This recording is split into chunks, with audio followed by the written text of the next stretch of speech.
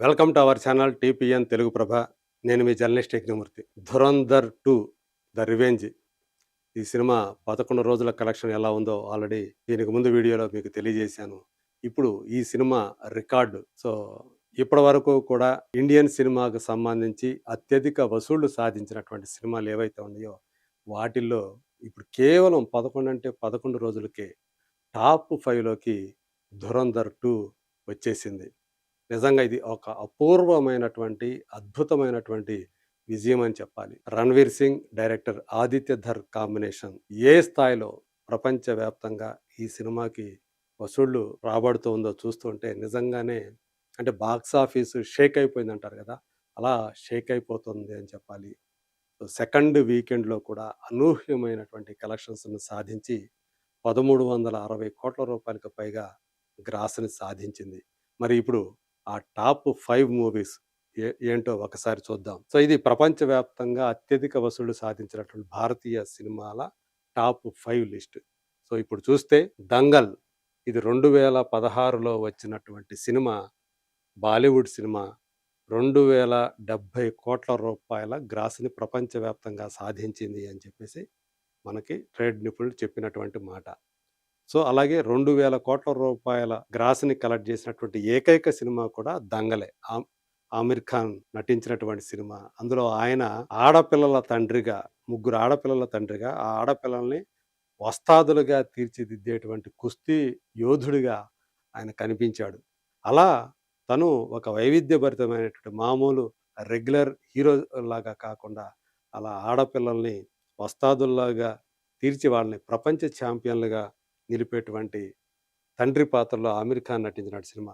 అంటే దశాబ్దం క్రితం వచ్చినటువంటి సినిమా 2,070,00,00,000.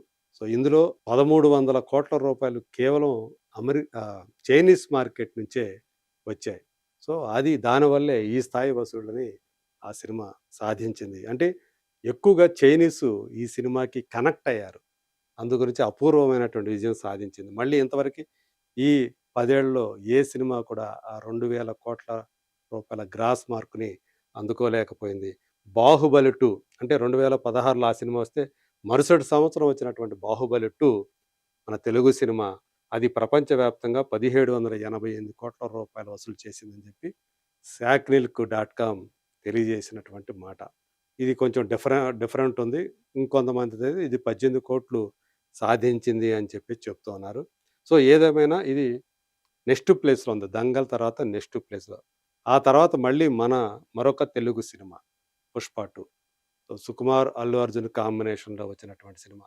2024లో వచ్చింది. అంటే 7 సంవత్సరాలకి 'బాహుబలి 2' వచ్చినటువంటి 7 సంవత్సరాల తర్వాత వచ్చినటువంటి 'పుష్ప 2' సినిమా 1,742,00,00,000 గ్రాస్‌ని ప్రపంచవ్యాప్తంగా సాధించి భారతీయ సినిమాల్లో అత్యధిక వసూళ్లు సాధించినటువంటి సినిమాల లిస్ట్‌లో థర్డ్ ప్లేస్‌లోకి ఉంది.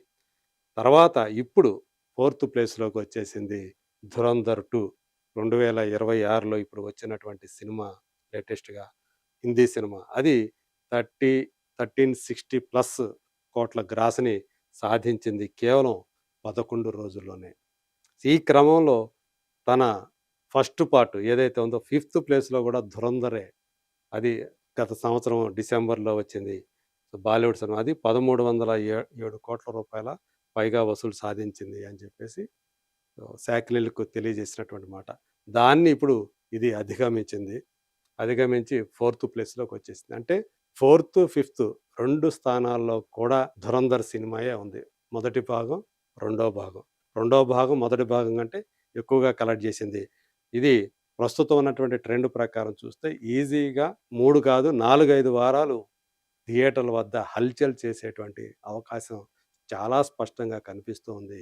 అందువల్ల ఇది ఈజీగా 2,000,00,00,000కు పైగానే ఇంకా ఇవి చూస్తే ఇంత సాధించిందంటే అది రెండు 2,500,00,00,000 రూపాయలని సాధించే అవకాశాలున్నాయనే దాన్ని కూడా కొట్టిపారేయలేం. అలా ఇప్పుడు 'ధురంధర్ 2' అనేది ఒక ప్రభంజనాన్ని సృష్టిస్తూ ఉంది బాక్స్ ఆఫీస్ దగ్గర. దాని అది అది హంగామా గాని, ఒక మేహం అంటాం గదా! సో, మనం ఆ సినిమా చూడకపోతే అన్నీ చాలా జీవితంలో ఏదో మిస్ అయిపోయినట్లు అన్న ఫీలింగు. అలాంటి ఫీలింగ్‌ని ఇప్పుడు ఇది సినీ గోయర్స్‌లో 'ధురంధర్ 2' అనేది కలిగిస్తూ ఉంది. అందుకని ఈ స్థాయి వసూళ్ళు అంటే అన్‌బిలీవబుల్ అనేటువంటి అంటే బాక్స్ ఆఫీస్ వద్ద ఒక అద్భుతం, ఒక మిరకల్‌ని ఈ సినిమా సృష్టిస్తూ ఉంది. ఒక స్పై సినిమా. ఒక భారతీయుడు తన ఐడెంటిటీని మార్చుకొని ఒక పాకిస్తానీలాగా పాకిస్తాన్ వెళ్ళి అక్కడ టెర్రరిస్టు గ్రూపుల్లో ఒక సభ్యుడిగా ఉండి మొత్తం ఆ టెర్రరిస్టు వ్యవస్థని నాశనం చేసేటువంటి ఆ క్యారెక్టర్‌లో 'జస్కీరత్ సింగ్' నుంచి 'హంజా అలీ మజారి'గా మారేటువంటి క్యారెక్టర్‌లో 'రణ్వీర్ సింగ్' పోషించినటువంటి ఆ పాత్ర, ఆయన అభినయం ఈ సినిమాని వేరే లెవెల్‌కి తీసుకెళ్ళింది. అలాగే మిగతా టాప్ క్లాస్ యాక్టర్స్ అందరూ గూడా ఇందులో ఉన్నారు. అందులో ప్రధానంగా 'ఆర్ మాధవన్', అజిత్ దోవల్ క్యారెక్టర్ తను చేశారు. అలాగే 'అర్జున్ రాంపాల్', 'సంజయ్ దత్' హీరోయిన్‌గా చేసినటువంటి 'సారా అర్జున్' ఆమె కూడా ఈ సినిమాకి ఒక ప్లస్ పాయింట్ అయింది. సో, క్లోజప్ షాట్స్‌లో ఒక కొత్త హీరోయిన్‌ని క్లోజప్ షాట్స్‌లో పెట్టి తీయటమే ఆదిత్య ధర్ ఆమె మీద పెట్టుకున్న నమ్మకం.